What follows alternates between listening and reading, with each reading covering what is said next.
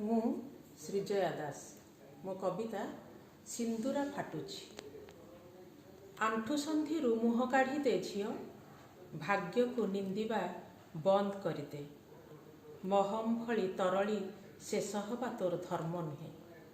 ଆଣ୍ଠୁସନ୍ଧିରୁ ମୁହଁ କାଢ଼ି ଦେ ଝିଅ, ଭାଗ୍ୟକୁ ନିନ୍ଦିବା ବନ୍ଦ କରିଦେ।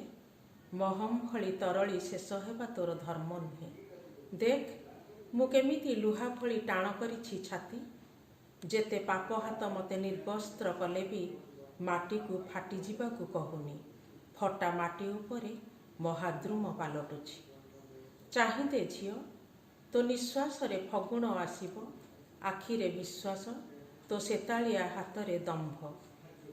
ତୁ ନାଁ ବୋଲି କହିଦେଲେ ମେଦିନୀ କମ୍ପିବ।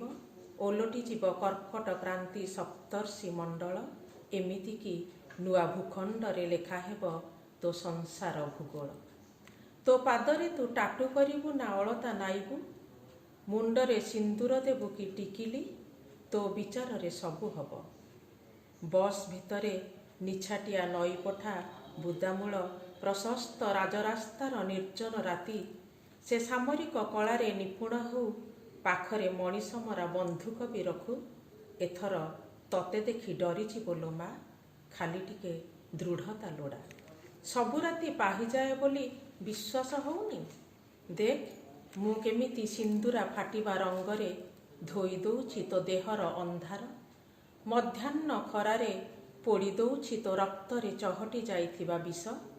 ଆ ଝିଅ, ଏବେ ତତେ ମୁଁ ସଜେଇ ଦେବି ପାଷଣ୍ଡମାନଙ୍କ ନାଲି ରକ୍ତରେ ତୋ ଓଠ।